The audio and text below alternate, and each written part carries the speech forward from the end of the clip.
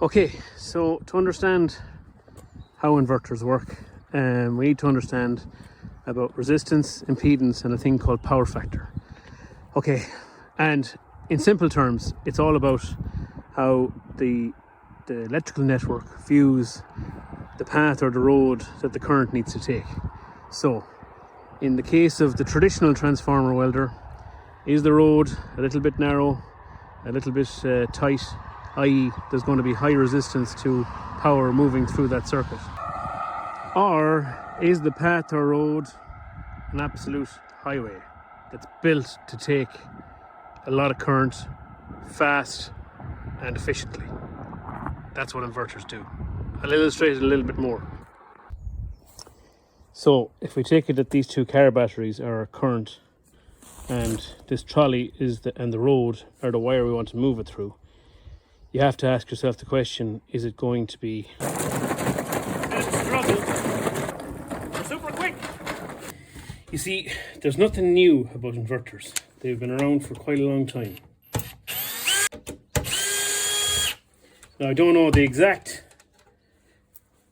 year they came out, but I know I came across them in the late 90s, yeah. And inverter MIGs are no different. I bought my first inverter MIG, I'd say maybe 2005, 2006 from Thomson Butler Steel, and it was a bit of a revelation at the time. So an inverter still has a transformer.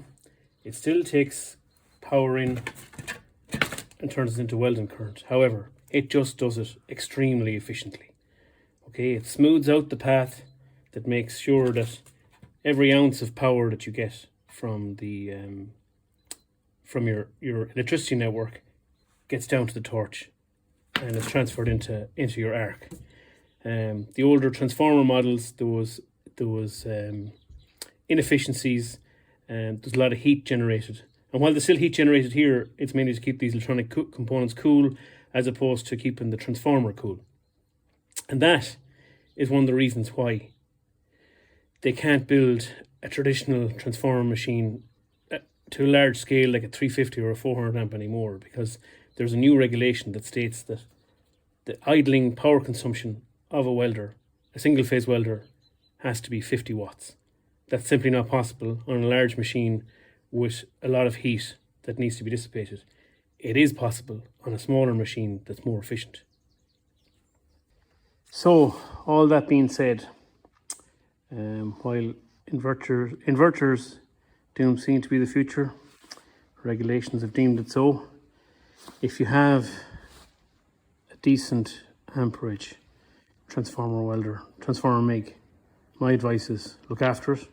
Okay, this one didn't get much love, but open it up every once in a while, blow it out, because it's the dust that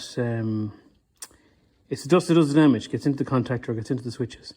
If you can, try and find a contactor and a switch and put them away for the future.